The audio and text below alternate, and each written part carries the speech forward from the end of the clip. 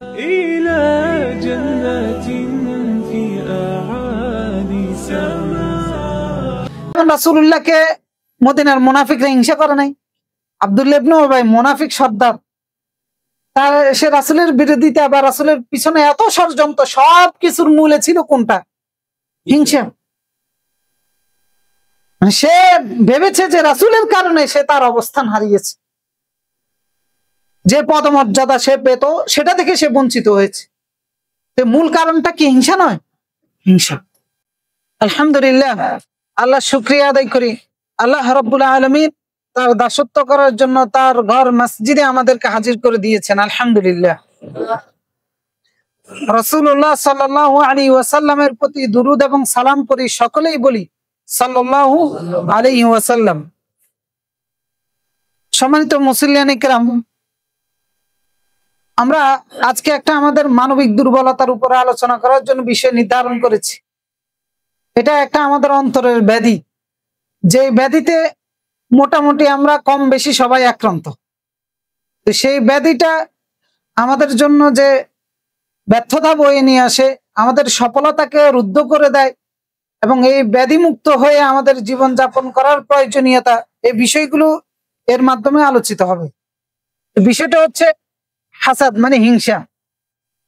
হিংসা এটা গোপন ব্যাধি, অন্তরের ভিতরে বসবাস করে, সহজে দেখা যায় না, কাজে কর্মে প্রমাণিত হয়, মন মানসিকতার মাধ্যমে এটা আমাদেরকে আক্রান্ত করে।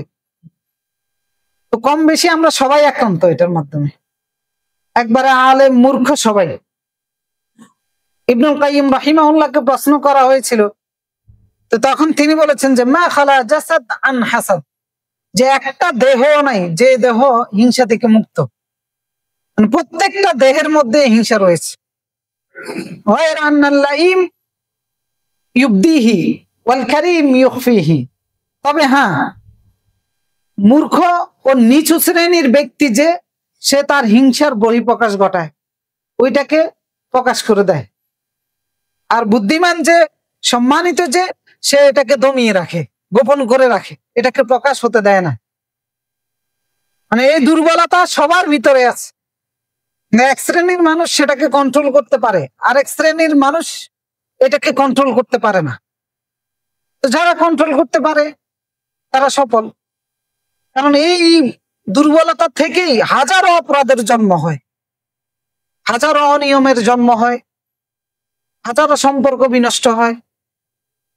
তো সেজন্য এটা ছোট্ট শব্দ হলেও এর ক্ষতিকর প্রভাব কিন্তু অনেক মারাত্মক। তো সেজন্য এই হিংসা থেকে দূরে থাকা নিজের জন্য, নিজের পরিবারের জন্য এবং সমাজের জন্য কল্যাণকর। তো এই হিংসা কাকে বলে? ইমাম নববী রাহিমাহুল্লাহ তিনি বলেছেন আল হাসাদ আন তুকরাহু নি'মা আলা গায়রিক ওয়া তুহিব্বু যাওয়ালুহা আনহু। যে হিংসা হচ্ছে অন্যের নিয়ামত দেখে অপছন্দ করা, আর তার থেকে এই নিয়ামতটা চলে যাক এটা কামনা করা, এটাকে বলা হয় তাকে হিংসা।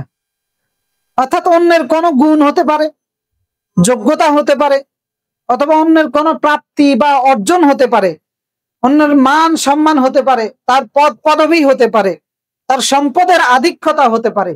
এই সমস্ত বিষয়গুলোর কারণে কাউকে অসন্তুষ্ট দৃষ্টিতে দেখা, তার প্রতি অসন্তুষ্ট হওয়া বা তার ক্ষতি বা ধ্বংস কামনা করা, এই যে তার প্রাপ্তি বা অর্জন, সম্মান হোক, সম্পদ হোক অথবা গুণ হোক, এটা চলে যাওয়ার জন্য আমাদের মনে মনে যে একটা কামনা বাসনা, এইটাকে বলা হয় তাকে হিংসা। তো এটা অত্যন্ত জঘন্য এবং মারাত্মক একটা ব্যাধি। এই জন্য আল্লাহ রাব্বুল আলামিন কোরআনের মধ্যে বলেছেন আল্লাহর কাছে আশ্রয় চাইতে এই ব্যাধি থেকে বাঁচার জন্য। সূরা ফালাকের মধ্যে আল্লাহ তাআলা বলে কুল আউযু বিরাব্বিল ফালাক মিন শাররি মা খালাক ওয়া মিন শাররি গাসিকিন ইযা ওয়াকাব ওয়া মিন শাররিন নাফাসাতি ফিল উকাদ ওয়া মিন শাররি হাসিদিন ইযা হাসাদ। আমি হিংসুকের অনিষ্ট থেকে আশ্রয় চাই যখন সে হিংসা করে। হিংসা থেকে নিজে বাঁচা এবং আমি হিংসুক হওয়া থেকে নিজকে রক্ষা করা, এটা আমাদের দায়িত্ব। কারণ এর ক্ষতিকর দিক রয়েছে। তো সেই ক্ষতিটা, আমি যদি হিংসা করি, কাউকে হিংসা করলে তার হবে না, ক্ষতিটা হবে আমার। অর্থাৎ হিংসুক হিংসা করার মাধ্যমে যাকে হিংসা করে তার কোনো ক্ষতি করতে পারে না, বরং ক্ষতিটা হয় আমার নিজের। আমি যখন একজন ভাইকে তার যোগ্যতার কারণে, সম্পদের কারণে, সন্তানের ছেলে মেয়ের কোনো সফলতার কারণে, অথবা সে তার নিজ যোগ্যতায় যেটা অর্জন করেছে সেটার কারণে যখন আমি একজন ভাইকে হিংসা করব, তখন তার কোনো ক্ষতি হবে না আলটিমেটলি। বড় জোরে আমি তাকে একটু মানসিক কষ্ট দিতে পারবো, কিন্তু তার কোনো ক্ষতি হবে না। ক্ষতি যেটা হবে সেটা আমারই হবে। কারণ হিংসুক নিজের আগুনে নিজে জ্বলে পুড়ে ছাই হয়ে যায়, সে অন্যের কোনো ক্ষতি করতে পারে না। এই জন্য রাসূলুল্লাহ সাল্লাল্লাহু আলাইহি ওয়াসাল্লাম, আবু দাউদের 4903 নম্বর হাদিস, রাসূলুল্লাহ বলেছে ইয়াকুম ওয়াল হাসাদ, যে তোমরা হিংসা থেকে দূরে থাকো। ফাইনাল হাসাদ ইয়াকুলুল হাসানাত কামা তাকুলুন নার আল হাতাব, যে হিংসা তোমাদের নেক আমলগুলোকে ওইভাবে জ্বালিয়ে দেয় যেইভাবে কোন আগুন কাঠকে জ্বালিয়ে দেয়। আগুনের মধ্যে কাঠ যেভাবে জ্বলে পুড়ে ছাই হয়ে যায়, আমাদের নেক আমলগুলো হিংসার কারণে এইভাবে নষ্ট হয়ে যায়। তো এই জন্য বোঝা যাচ্ছে যে হিংসা থেকে দূরে থাকা আমাদের জন্য কল্যাণকর। আর এটা মুমিনের কোনো বৈশিষ্ট্য নয়, এটা কাদের বৈশিষ্ট্য? মুনাফিকের বৈশিষ্ট্য, কাফের, মুশরিক, ইহুদি, খ্রিস্টানদের বৈশিষ্ট্য। কারণ কোরআনের পাতায় পাতায় আল্লাহ রাব্বুল আলামিন ইহুদি খ্রিস্টানদের যত বিষয় উল্লেখ করেছেন, সবগুলোর মূল কারণটা ছিল হিংসা। এই হিংসা থেকে তারা দিন থেকে দূরে থেকেছে, হিংসা থেকে রাসূল থেকে দূরে থেকেছে, হিংসার কারণে তারা কোরআন থেকে দূরে থেকেছে, আল্লাহর আদেশ এবং নিষেধ থেকে দূরে থেকেছে। হিংসার কারণে তারা রাসূলের উপর অত্যাচার করেছে, মূল কারণটা হচ্ছে হিংসা। সেজন্য এটা থেকে দূরে থাকার জন্য বলেছেন মোল্লা কারি রাহিমাহুল্লাহ, তিনি আসরারুল মারফুআ একটা গ্রন্থের 312 নম্বর পৃষ্ঠায় তিনি মারফু হিসেবে বর্ণনা করেছেন, যদিও অন্যান্য আলেমরা বলেছেন হাদিসটা মারফু নয়, যে সেখানে রাসূলুল্লাহ বলেছে আল মুমিনু ইয়াগবিত, যে মুমিন কখনো হিংসা করে না। মুমিন যেটা করে সেটা হচ্ছে অন্যের অগোচরে তার জন্য সুখ, উন্নতি, অগ্রগতি কামনা করে। মানে মুমিনের বৈশিষ্ট্য হচ্ছে সে আরেকজনের পিছনে তার সুখ, শান্তি, অগ্রগতি, কল্যাণ কামনা করে, মানে কল্যাণকামী হয় মুমিন একজন আরেকজনের জন্য। আর আল মুনাফিক ইয়াহসুদ, মুনাফিকের বৈশিষ্ট্য হচ্ছে হিংসা করা। মুনাফিক হিংসা করে। আর এই বার্তাটার স্পষ্ট বার্তা কোরআনের মধ্যেও পাওয়া যায় যে মুনাফিকরা হিংসুক ছিল। যেমন রাসূলুল্লাহকে মদিনার মুনাফিকরা হিংসা করে নাই। আব্দুল্লাহ ইবনে উবাই মুনাফিক সর্দার, তার সে রাসূলের বিরোধিতা বা রাসূলের পিছনে এত ষড়যন্ত্র, সব কিছুর মূলে ছিল কোনটা? হিংসা। সে ভেবেছে যে রাসূলের কারণে সে তার অবস্থান হারিয়েছে, যে পদমর্যাদা সে পেত সেটা থেকে সে বঞ্চিত হয়েছে। মূল কারণটা কি হিংসা নয়? হিংসা। এমনকি এই হিংসা প্রথম আবির্ভাবটা কে করেছে? কে করেছে? শয়তান। আল্লাহ তাআলা যখন ফেরেশতাদেরকে নির্দেশ দিলেন, সূরা আরাফের মধ্যে বলেছেন আল্লাহ রাব্বুল আলামিন সমস্ত ফেরেশতারা তখন আদমকে সম্মানার্থে সেজদা করেছে না? সেজদা করেছে। শয়তান কি করেছিল? তাকে জিজ্ঞেস করা হয়েছিল মা মানাআকা আল্লা তাসজুদ, ইয়া ইবলিস মা মানাআকা আল্লা তাসজুদ, কোন জিনিস তোমাকে বাধা দিয়েছে আদমকে সেজদা করার ক্ষেত্রে? কারণ আদমের জ্ঞান যখন ফেরেশতাদের সামনে উন্মোচিত হলো, আল্লাহ রাব্বুল আলামিন ফেরেশতাদেরকে নির্দেশ দিলেন তাকে সেজদা করার জন্য সম্মানার্থে। ফেরেশতারা সেজদা করেছে, ইবলিস করেনি। আল্লাহ তাআলা ইবলিসকে বললেন মা মানাআকা আল্লা তাসজুদ, কোন জিনিস তোমাকে বাধা দিয়েছে, কিসের কারণে তুমি সেজদা করলা না, আল্লাহর আদেশ অমান্য করলা? তখন শয়তান কি জবাব দিয়েছে? খলাকতানি মিন নার ওয়া খলাকতাহু মিন তিন, যে আমাকে বানিয়েছেন আগুন থেকে, তাকে বানিয়েছেন মাটি থেকে, আমি তাকে কেন সেজদা? মানে হিংসায় সে আদমকে সেজদা করে নাই, আল্লাহর আদেশ অমান্য করছে। সে বুঝাতে চাইছে সৃষ্টিগত উপাদান আমারটা হলো সেরা, তারটা হলো আরো নিচু, তাকে কেন আমি সিজদা করব? তো সর্বপ্রথম এই হিংসার আবির্ভাবটাই হয়েছে শয়তানের থেকে। এজন্য এটা শয়তানের বৈশিষ্ট্য, এজন্য এটা থেকে আমাদের বিরত থাকা উচিত। আমরা যে বললাম মদিনার ইহুদিরা মুনাফিকরা রাসূলুল্লাহকে হিংসা থেকেই বিরোধিতা করত। শুধু মুনাফিক নয়, মদিনার ইহুদি যারা ছিল, যাদের কাছে দ্বীনের আলোর ন্যায় সুস্পষ্ট ছিল রাসূল আল্লাহর পক্ষ থেকে প্রেরিত রাসূল, যে রাসূলের জন্য তারা দীর্ঘ সময় অপেক্ষা করেছে, তাদের প্রজন্মকে দিনের পর দিন শিক্ষা দিয়েছে যে একজন বার্তাবাহক আসবেন, মুহাম্মদ সাল্লাল্লাহু আলাইহি ওয়াসাল্লামের গুণাবলী তারা মানুষের কাছে বলে বেরিয়েছে। সেই ইহুদিরা তাদের কাছে সূর্যের আলোর ন্যায় ক্লিয়ার থাকা সত্ত্বেও রাসূলকে মেনে নেয় নাই। কারণটা কি ছিল? হিংসা। একমাত্র কারণ ছিল হিংসা। রাসূলের নিয়ে আসা কোরআনকে তারা বিরোধিতা করেছে, অস্বীকার করেছে, একমাত্র কারণ ছিল হিংসা। আল্লাহ তাআলা বিভিন্ন জায়গায় উল্লেখ করেছেন। সূরা বাকারা 90 নম্বর আয়াতে বলেছেন, বিসা মাশতারাউ বিহি আনফুসাহুম, কতই না নিকৃষ্ট যেটা তারা তাদের জীবন দিয়ে ক্রয় করে নিয়েছে। সেটা হচ্ছে কি?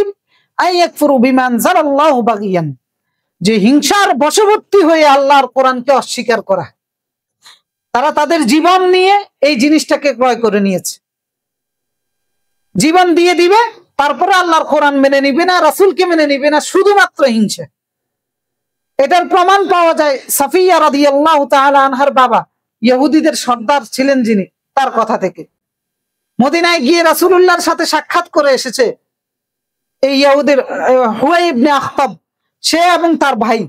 সাফিয়া রাদিয়াল্লাহু তাআলা আনহা তখন শিশু ছিলেন, 4 কিংবা 5-6 বছরের ছোট্ট বালিকা ছিলেন। তিনিও গিয়েছিলেন। দেখা সাক্ষাৎ করে যখন আসছেন, আসার পথে হুয়াই ইবনে আখতাবের ভাই তাকে জিজ্ঞাসা করতেছিল যে, ভাই কি দেখলেন, কি বুঝলেন? তো তখন সে বলেছে যে, ওয়াল্লাহি, আল্লাহর কসম, ইনি যে আমাদের সেই নবী, যে নবীর অপেক্ষা আমরা করেছি, এতে কোনো সন্দেহ নাই। তো তখন ভাই বলতেছে, তা আপনার সিদ্ধান্ত কি? এবার সে বলতেছে যে, ওয়াল্লাহি আলা আদাওয়া মা বাকিতু, যতদিন বেঁচে থাকি এতদিন শত্রুতা শত্রুতা। মানে কারণটা কি? হিংসা। ঈমান আনে নাই, রাসূলকে অস্বীকার করছে, হিংসা। অনুরূপ ভাবে মক্কার মুশরিক যারা ছিল, তাদেরই তো আপনজন ছিলেন রাসূলুল্লাহ, কিন্তু তাকে তারপরেও কেন মেনে নেন নাই? ওই সমাজের সবচেয়ে সৎ ব্যক্তি ছিলেন, সবচেয়ে আমানতদারী ব্যক্তি ছিলেন, সবচেয়ে চরিত্রবান ব্যক্তি ছিলেন, তারপরেও কেন তারা রাসূলকে মেনে নিতে পারে নাই? কারণটা কি ছিল? তাদের কথায় সেটা ফুটে উঠে। কারণ তারা বলেছিল, লাউলা নুজিলা হাযাল কুরআন আলা রাজুলিন মিনাল ক্বরিয়াতাইন আযীম, যে কোরআনটা কেন এই ব্যক্তির উপরে নাজিল হয়েছে, ওই 2 গ্রামের মাঝখানে যিনি বসবাস করেন ওনার উপরে কেন নাজিল হয় নাই? মানে সে সম্ভ্রান্ত কোন বংশের একজন লোক ছিলেন, যে তার উপরে নাজিল না হয়ে মুহাম্মদের উপরে কেন নাজিল হলো? এই কারণে তারা মেনে নিবে না। কারণটা কি ছিল? দেখেন, হিংসার কারণে ঈমান থেকে বঞ্চিত হয়েছে, দুনিয়া আখিরাত উভয় জান নষ্ট করছে। এমনকি মক্কার মুশরিক কাফের যেগুলো সর্দার ছিল, আবু জাহেল, উতবা, সাইবা, এই সমস্ত সর্দার কাফের গুলো রাসূলুল্লাহর প্রতি ঈমান আনা থেকে দূরে ছিল, কোরআনের প্রতি ঈমান আনা থেকে দূরে ছিল। একমাত্র কারণ ছিল হিংসা। তারা বলতো যে বেলালের মতো এরকম একটা দাস মুহাম্মদের পাশে বসে থাকে, আম্মারের মতো এরকম লোকরা তার পাশে ঘুরাফেরা করে, যারা আমাদের দাস হিসেবে থাকে, আর আমরা বুঝি তার প্রতি ঈমান আনবো।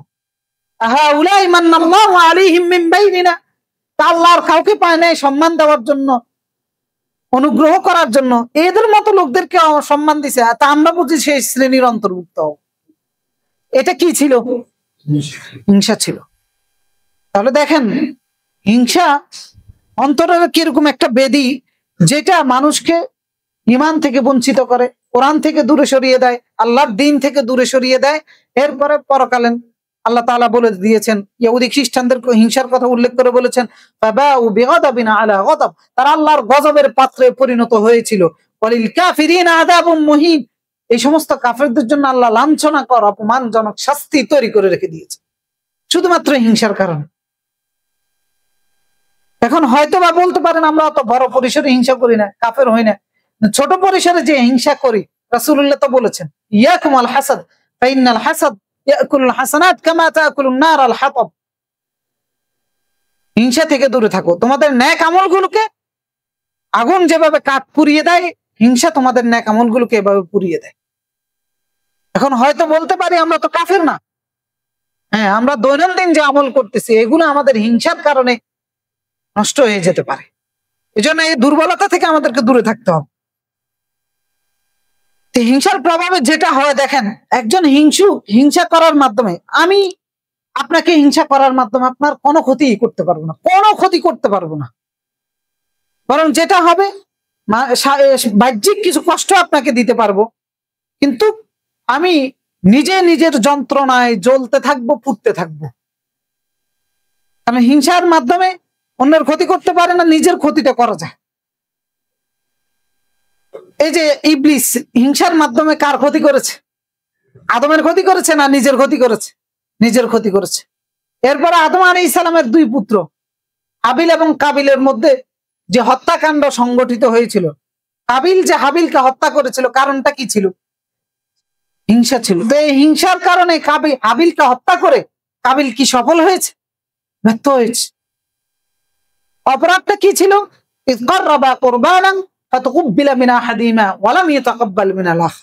দুইজনে মিলে কোরবানি করেছে। নেক আমল ছিল কিনা? নেক আমল ছিল দুইজনেরই।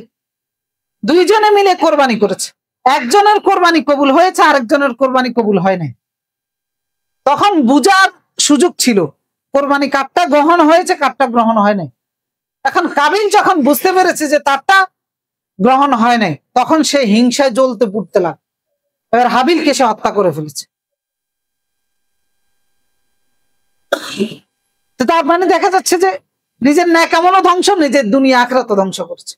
এরপরে দেখেন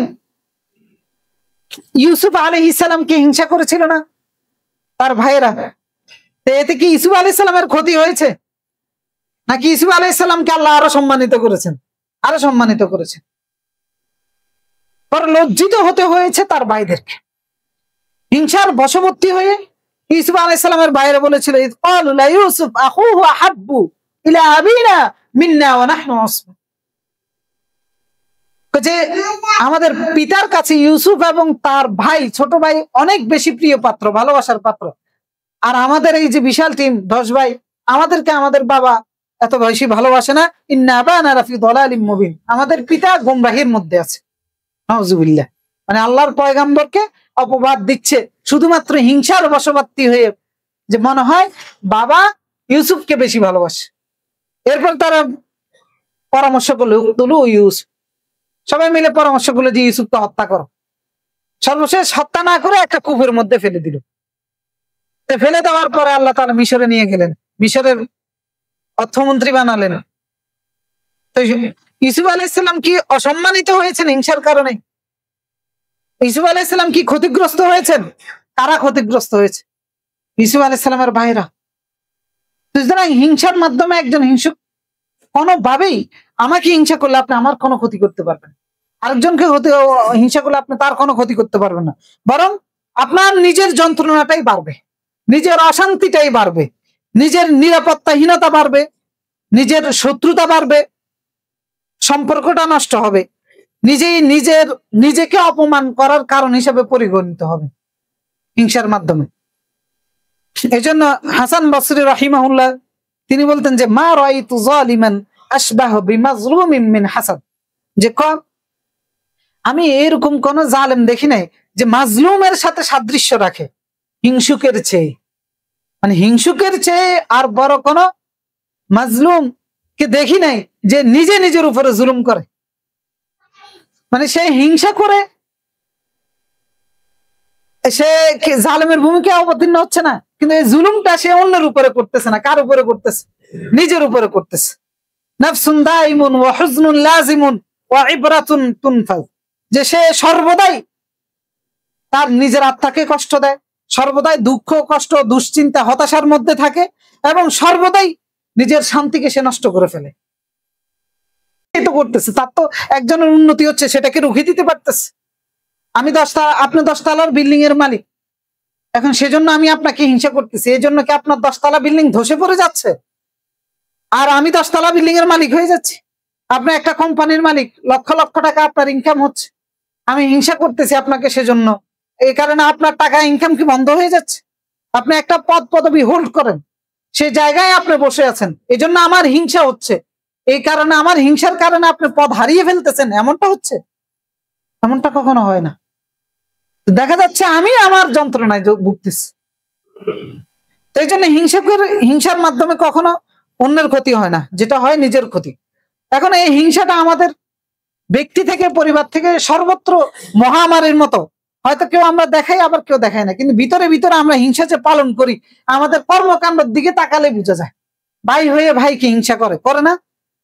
একজন ভাই আরেক ভাইয়ের, আপন ভাই নিজেরা ঝগড়াঝাটিতে লিপ্ত, কারণ কি? গিয়ে দেখেন হিংসা। নিজের ভাইয়ের সন্তানের অগ্রগতি, অর্জন, এগুলো কোনো কিছু দেখতে পারি না।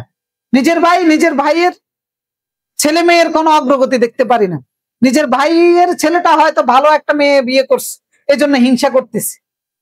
নিজের ভাতিজি হয়তো ভালো একটা পাত্রের কাছে বিয়ে দিয়েছে, এই জন্য দেখা যাচ্ছে হিংসা করতেছে, যে আমার ভাইয়ের মেয়েটা তো ভালো বিয়ে হয়েছে, আমারটা হইলো না, এই হিংসা চলতেছে। এইভাবে কিছু গোপন বিষয় আমাদের ভিতরে চলতেছে। এটা তো ভাই বোনের, নিজের হাজার মাসের সম্পর্ক, বছরের বন্ধুত্বের সম্পর্ক হিংসার কারণে নষ্ট হয়ে যাচ্ছে। একসাথে পড়াশোনা করেছেন, বন্ধু ভালো চাকরি পেয়েছে, পরবর্তীতে আর বন্ধুকে দেখতে পারেন না। একসাথে পড়াশোনা করলাম, সে এত ভালো চাকরি পাচ্ছে, এত সম্মান পাচ্ছে, আর আমি সেটার ধারের কাছে নাই। একসাথে চলেছেন, দীর্ঘদিন সম্পর্ক নষ্ট করে ফেলতেছেন, শুধুমাত্র হিংসা, অন্য কোনো কারণ। অথচ এই জন্য বলেছে এটা মুমিনের চরিত্র না, মুনাফিকের চরিত্র। হ্যাঁ, মুসলমান হতে পারি, কিন্তু এটার কারণে মুনাফিক হয়ে যাচ্ছে। তো আমাদের সমাজে এটা অনেক বেশি, আর আলেম শ্রেণীর মধ্যে তো এটা আরো বেশি। আমরা একজন আরেকজন আলেমকে দেখতে পারি না,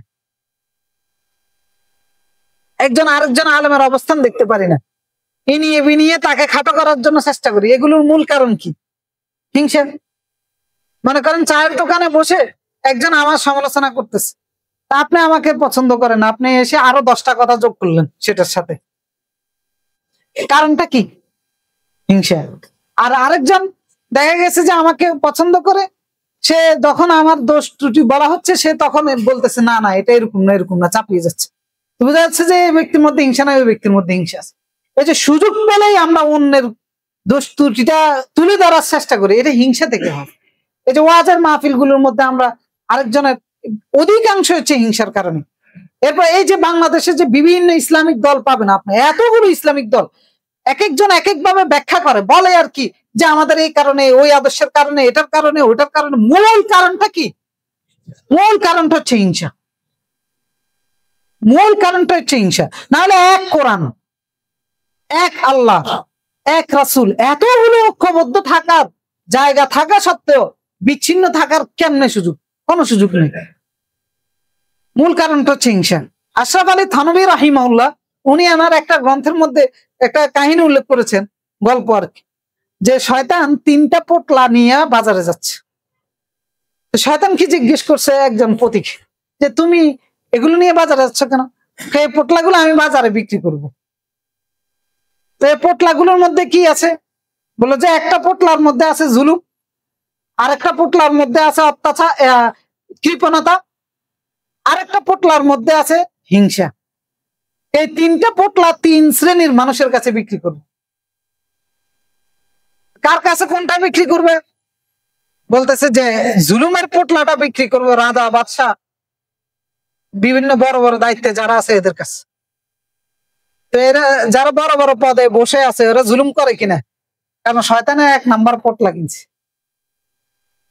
কৃপণতার পোটলাটা বিক্রি করবো ধনীদের কাছে।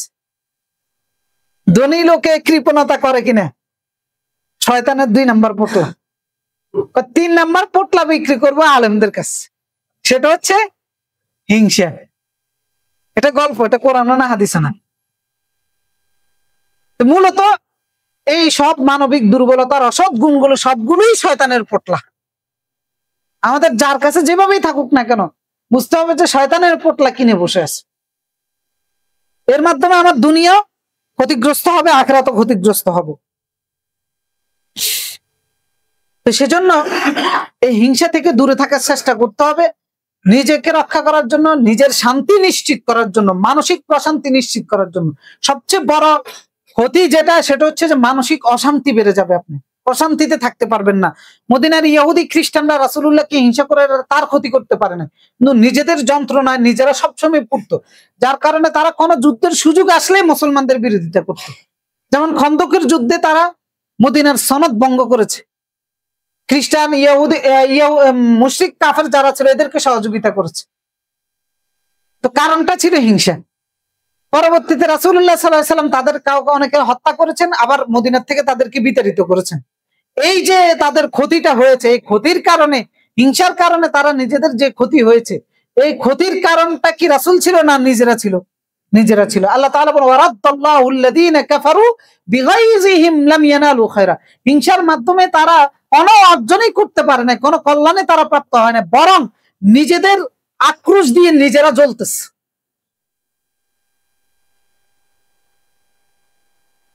তো সেজন্য হিংসা কখনো আমাদের জন্য কল্যাণ বয়ে নিয়ে আসে না।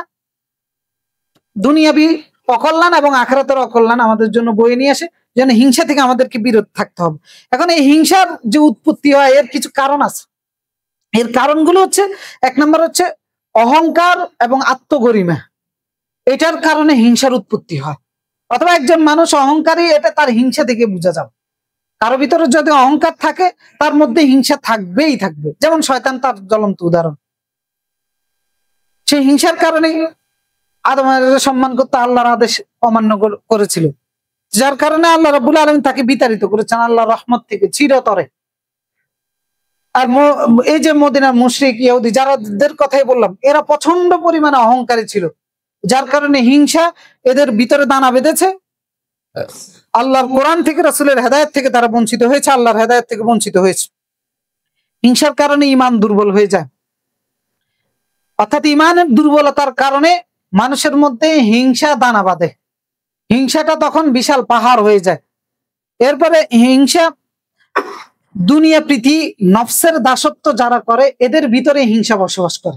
দুনিয়ার প্রতি লোভ লালসা যাদের কাজ করে, আরেকজনের সম্পদ দেখে, আরেকজনের অর্জন দেখে, আরেকজনের সম্মান দেখে আপনি আর আমি কেন লোভাতর হব? আপনার আমার ভিতরে লোভ কাজ করে, তার প্রতি বিদ্বেষ কাজ করে, বুঝতে হবে যে এটা হচ্ছে হিংসা। এখন দুনিয়া লোভী না হলে আমাদের মধ্যে এটা কাজ করতো না। কারণ এই সম্মান, এই উপার্জন, এই সম্পদ যা কিছু আছে দুনিয়াতে কেউ প্রাপ্ত হচ্ছে আল্লাহর অনুগ্রহ, এগুলো সবকিছু দুনিয়ার চাকচিক্য নয়, দুনিয়ার চাকচিক্য। কারণ সেটা দেখে যদি আমার হিংসা হয়, তাহলে বুঝতে হবে যে সে যত বড় দুনিয়া লুবি, তার চাইতে বড় দুনিয়া লুবি হচ্ছি আমি। অথচ আল্লাহ রাসূল সাল্লাল্লাহু আলাইহি ওয়াসাল্লাম বলেছেন লাউ কানাত দুনিয়া, সহিহ তিরমিজির মধ্যে, তাআদিলু ইনদাল্লাহি জানাহ বাউদা, যে দুনিয়ার ওজন, দুনিয়ার মূল্য যদি একটা মশার দানার সমপরিমাণ হতো আল্লাহর কাছে, মা সাকা কাফিরাম মিনহা শুরবাতা মা, কোন কাফেরকে এক ফোঁটা পানিও খেতে আল্লাহ রাব্বুল আলামিন দিতেন না। মানে একটা মশার দানার সমপরিমাণ মূল্য নেই। তো সেই দুনিয়ার কিছু একজন ভাই পাচ্ছে, সন্তান হতে পারে, সম্পদ হতে পারে, পদ পদবী হতে পারে, গুণ হতে পারে, মান সম্মান হতে পারে, একজন ভাই পাচ্ছে, ওইটা কি মশার দানার সমপরিমাণ মূল্যবান? মূল্যবান নয়। তো তারপরেও আমার ভিতরে কেন হিংসা কাজ করে? সুতরাং দুনিয়াবি এবং নফসের দাসত্ব মানুষকে হিংসুক বানিয়ে দেয়। রাসূল সাল্লাল্লাহু আলাইহি ওয়াসাল্লাম বলেছেন ইন্নাল্লাহা জামিলুন ইউহিব্বুল জামাল, আল্লাহ নিজে সুন্দর, তিনি সৌন্দর্য পছন্দ করেন। ওয়া ইউহিব্বু মাআলিয়াল উমুর, এবং তিনি মহৎ বিষয়গুলোকে, উদারতার বিষয়গুলোকে পছন্দ করেন। আর ওয়া ইয়াকরাহু সাফসাফিহা, এবং তিনি অপছন্দ করেন ঘৃণ্য, নগণ্য, তুচ্ছ বিষয়গুলোকে। অর্থাৎ এই হিংসার গুণাবলী, এগুলো নগণ্য, তুচ্ছ এবং নিচু মানের কোয়ালিটি যাদের মধ্যে আছে, আল্লাহ তাদেরকে অপছন্দ করেন। তো সেজন্য দুনিয়াবি প্রীতি এবং নফসের দাসত্ব থেকে নিজেকে রক্ষা করতে হবে, তাহলে আমরা হিংসা থেকে বাঁচতে পারবো। এরপরে হিংসা যার মধ্যে আছে, বোঝা যায় যে সে অকৃতজ্ঞ। কারণ যে ব্যক্তি সন্তুষ্ট থাকে না, সে ব্যক্তি হিংসুক হয়ে থাকে, অকৃতজ্ঞ যে সে হিংসুক হয়ে থাকে। কারণ একজন ব্যক্তির, আমরা আগে হিংসার সংজ্ঞাটা দিয়েছি, সেই সংজ্ঞার ভিত্তিতে আরেকজন ব্যক্তির গুণ, সম্মান, মান, ইজ্জত, সম্পদ, এগুলো কার দান? আল্লাহর দান। তা আমি তাকে এটার জন্য হিংসা করতেছি, মানে হচ্ছে আল্লাহর বন্টনের উপর আমি অসন্তুষ্ট, অকৃতজ্ঞ আমি। আল্লাহ আমাকে ব্যাস দিয়েছেন, কম দিয়েছেন, আমি সেটার উপরও সন্তুষ্ট নয়।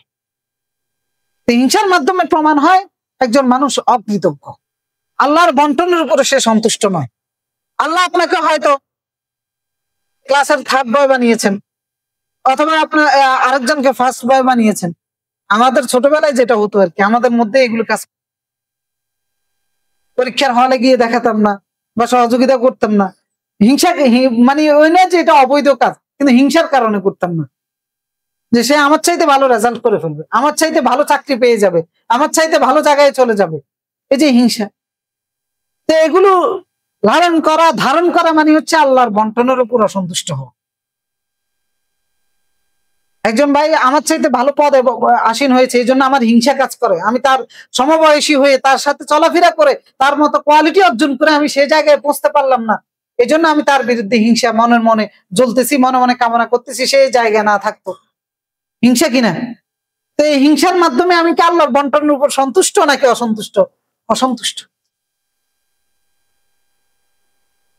যেখানে রাসূলুল্লাহ বলেছেন কাদ আফলাহা মান আসলামা রুজিকা কিফাফান ওয়া কান্নাহু আল্লাহ বিমা আতা, সফল হয়ে গেছে ওই মুসলমান যে ব্যক্তি প্রাপ্ত রিজিকের উপরে সন্তুষ্ট, আল্লাহ যা দিয়েছেন অতটুকুর উপরে সন্তুষ্ট। তো সুতরাং হিংসার মাধ্যমে আমি অসন্তুষ্ট, এটা প্রমাণিত হয়।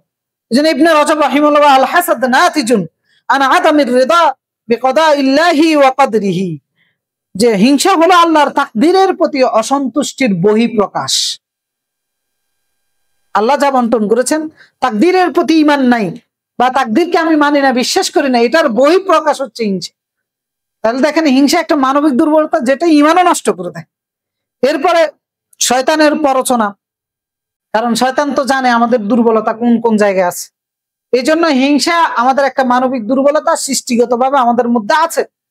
তো এটাকে দমিয়ে রাখাটা তো হচ্ছে আমাদের দায়িত্ব। শয়তান এটাকে জাগিয়ে দেয়, যেমন জাগিয়ে দিয়েছিল ইউসুফ আলাইহিস সালামের ভাইদের মধ্যে, যার কারণে ওনারা ইউসুফ আলাইহিস সালামকে হত্যা করার পর্যন্ত সিদ্ধান্ত নিয়েছে। জাগিয়ে দিয়েছিল আদমের 2 সন্তানের মধ্যে, জাগিয়ে দিচ্ছে আমাদের মতো হাজারো আলেমের মধ্যে, জাগিয়ে দিচ্ছে হাজারো পরিবারের সদস্যদের মধ্যে, নারীদের মধ্যে, পুরুষের মধ্যে। এরপরে হিংসার বশবর্তী হয়ে নিজের সবচেয়ে আপন জনকে ঘৃণা করি, নিজের আপন জনের উন্নতিতে ব্যথিত হই, অগ্রগতিতে ব্যথিত হই। গ্রামে বিভিন্ন পাড়ায় বিভিন্ন পরিবারগুলোর দিকে তাকালে বোঝা যায় নিজের ভাই উন্নতি করতেছে, সেটার জন্যই সহ্য হচ্ছে না। তো এই জন্য এটা শয়তানের একটা হাতিয়ার। এরপর আর একটা অন্যতম কারণ যেটা হিংসার, সেটা হচ্ছে যে হীনমন্যতায় ভোগা। হীনমন্যতাটা কি? হীনমন্যতাটা হচ্ছে আল্লাহ আমাকে যা দিয়েছে, আল্লাহ ইনসাফ করেছে কিনা? ইনসাফ করেছে। আমার জন্য আল্লাহ তারা যা দিয়েছেন ন্যায়সঙ্গত ভাবে তিনি তাই দিয়েছেন, জুলুম করে আমাকে কম দেন নাই। এখন দেখা যায় যে আমি মনে মনে চিন্তা করি আল্লাহ মনে হয় আমাকে কম দিয়ে দিয়েছে, এখন আমি আমার সমপর্যায়ে যারা আছে এদেরকে ঘৃণা করতেছি বা এদের কামনা করতেছি সে আমার মতো হয়ে যাক, তার জন্য কল্যাণ কামনা করি না। যেমন আপনাদের উদাহরণ দিলে অনেকে রাগ করবেন, নিজেদের বেলায় উদাহরণটা কিরকম হতে পারে। যেমন আমার শ্বশুরের 4টা মেয়ে বিয়ে দিচ্ছে, তো আমি হচ্ছি 4 জনের মধ্যে আমি একজন। এখন ওনার বাকি 3 জন মাশাআল্লাহ ধন সম্পদ যথেষ্ট পরিমাণে আছে। আমি বলতেছি আমাদের মধ্যে কিভাবে হীনমন্যতাটা কাজ করে সেটা দেখানোর জন্য এইটাকে আমাদেরকে দমন করে রাখতে হবে। তো এখন এই হীনমন্যতা আমার মধ্যেও শয়তান জাগিয়ে দেয়। সেটা হচ্ছে কি, যে আমার মাঝে মনে হয় আমাকে একটু মূল্যায়ন কম করতেছে, কারণ আমার সম্পদ কম, বাকিদের তো সম্পদ বেশি আছে, এ কারণে মনে হয় আমাকে একটু মূল্যায়ন কম করতেছে। কাজ করে কিনা এরকম বিষয়গুলো, হিংসা, এটাকে দমন কর। মহিলাদের মধ্যে আরো বেশি কাজ করে। একজন মহিলা আরেকজন মহিলাকে দেখতে পারে না। একজন মহিলা মনে করেন গায়ের রং একটু কালো, তো সে তখন হীনমন্যতায় ভোগে, মনে হয় আল্লাহ আমাকে সৌন্দর্য কম দিছে, এই কারণে এই পরিবারের লোকগুলো আমার পছন্দ করে না, নিজেই হীনমন্যতায় ভোগে। যে আমাকে মনে হয় আল্লাহ সম্পদ কম দিছে, এই কারণে আমার দেবর ভাসুর আমার শাশুড়ি কেউ আমার পছন্দ করে না, আমার বাবার সম্পদ কম। এই যে হীনমন্যতা ভোগা, এটার থেকে আপনার মধ্যে হিংসা চলে আসবে, অতি দ্রুত চলে আসবে। শয়তান এটার মাধ্যমে মনে হয় কি কয়, আমার ঊর্ধ্বতন কর্মকর্তা যিনি আছে ওনার এই কোয়ালিটির কারণে ওনাকে সম্মান দেওয়া হচ্ছে। বিভিন্ন সামাজিক প্রতিষ্ঠানের কমিটি হইতে পারে যে একজন আরেকজনকে হিংসা করতেছে, কিসের কারণে? নিজের হীনমন্যতা থেকে, আমি মনে হয় দিতে পারি না, আমি মনে হয় করতে পারি না। বা এই যে হীনমন্যতা মুক্ত না হতে পারলে আপনার আমার মনের ভিতরে হিংসা দানা বাঁধবে। এই হিংসা থেকে তখন এবার আরো যত ধরনের অপকর্ম আছে সবগুলো শুরু করবেন। আপনি নিজে টেরও পাবেন না যে আপনি কিভাবে নিজেকে ধ্বংস করে ফেলতেছেন, আরেকজনের ক্ষতি করে ফেলতেছেন। হীনমন্যতা অন্যতম একটা কারণ যেটার কারণে একজন মানুষ হিংসুক হতে পারে, খুব সহজে হিংসুক হতে, হীনমন্যতার মাধ্যমে। অনেক মহিলারা হিংসুক শুধুমাত্র হীনমন্যতার কারণে, নিজের থেকে হিংসার কি কয় হীনমন্যতায় ভোগে, ভুগতে ভুগতে এরপরে দিয়ে অমুকের সাথে সম্পর্ক নাই, তমুকের সাথে নাই, শাশুড়ির সাথে নাই, দেবরের সাথে নাই, এরপর আরো যারা যারা আছে কারোর সাথে সুসম্পর্ক নাই, নিজের জায়ের সাথে নাই, নিজের ননদির সাথে নাই, হীনমন্যতায় ভোগে। তো হীনমন্যতায় ভোগা যাবে না। যে আল্লাহ আমার জন্য যা ফয়সালা করেছেন আলহামদুলিল্লাহ, ওনার জন্য যা ফয়সালা করেছেন মনে মনে কামনা করতে হবে, কল্যাণকামী হতে হবে, যে আল্লাহ ওনাকে আরো যেন বাড়িয়ে দেয়। যেমনটা আমাদের নিকটতম অতীতে আমাদের দাদাদেরকে, আমাদের চাচাদেরকেও দেখেছি যে ওনার ভাইয়ের ছেলে যখন একটা ভালো কিছু অর্জন করেছে সবাই মিলে দোয়া করতো, সবাই মিলে গর্ব করতো, সবাই মিলে কামনা করতো আলহামদুলিল্লাহ যে আমাদের ভাতিজা, আমাদের বোন, আমাদের মেয়ের জামাই এরকম হয়েছে। মানে নিজে নয়, শুধু পরিবারের অন্যান্য সদস্য চাচা যেটা যারা আছে তারাও এটা নিয়ে গর্ব করতো, ভিতরে ভিতরে খুশি হতো আর কল্যাণ কামনা করতো। আমাদের দায়িত্ব হচ্ছে ওইটা হতে পারলে আমার নিজের কল্যাণ বয়ে আসবে, আমার নিজের সম্মান বাড়বে, নিজের সম্পর্ক অটুট থাকবে, নিজে প্রশান্তিতে থাকতে পারবো, নিজের শান্তি নষ্ট হবে না। এই জাতীয় বিষয়গুলো থেকে, যেগুলো আমাদেরকে হিংসা বাড়িয়ে দেয়, এই জাতীয় বিষয়গুলো থেকে দূরে থাকতে হবে। এরপর আরেকটা কারণ হচ্ছে যে শত্রুতা, বিদ্বেষ পোষণ করার মাধ্যমে, এর বিদ্বেষটাই মূলত হচ্ছে হিংসা। যে বিদ্বেষ রাসূলুল্লাহর সাথে করেছে কাফেররা, হিংসার কারণে করেছে। যে বিদ্বেষ শয়তান করেছে, হিংসার কারণে করেছে। তো সুতরাং কারোর জন্য বিদ্বেষ না রাখা, আর মনের মধ্যে যদি অন্যের জন্য বিদ্বেষ না রাখি, তাহলে আল্লাহ রাব্বুল আলামিন এত পছন্দ করেন যে ওই ব্যক্তিকে আল্লাহ রাব্বুল আলামিন ক্ষমা করে দিয়ে জান্নাত দিয়ে দেন। কারণ রাসূলুল্লাহ ওই যে সাহাবীর কথা 3 বার ঢুকছে, রাসূলুল্লাহ বললেন যে এই ব্যক্তি জান্নাতে যে প্রবেশ করবে, তারা সাহাবায়ে কেরাম তার পিছনে লেগে গেছে যে 3 দিন একজন ব্যক্তিকে গ্যারান্টি দেওয়া হয়েছে জান্নাতে, কি আমল জানি সে করে। আব্দুল্লাহ বিন সালাম তাকে পর্যবেক্ষণ করেছেন কয়েকদিন ধরে, দেখলেন যে না স্বাভাবিক, সবার মতো দৈনন্দিন কাজকর্ম করে, রাতে ঘুমায়, সকালে ফজরের সময় আজান দিলে উঠে যায়।